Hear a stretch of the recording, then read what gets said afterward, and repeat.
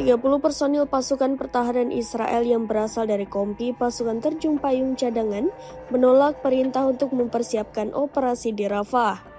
Di antara 30 tentara Israel tersebut dilaporkan komandan mereka juga turut menolak rencana serangan tersebut. Sang komandan mengaku tidak akan ikut dalam operasi Rafah lantaran hal tersebut tidak perlu dilakukan. Mengutip Al-Mayadin via Tribun News pada Rabu 1 Mei 2024, media Israel melaporkan bahwa mereka tak mampu lagi melakukan perang melawan pasukan perlawanan Palestina, apalagi menyerang warga sipil.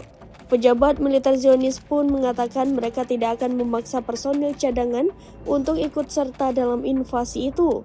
Meski begitu, mereka menekankan adanya indikasi yang jelas terkait kekurangan pasukan cadangan yang dimaksud selama berbulan-bulan belakangan ini.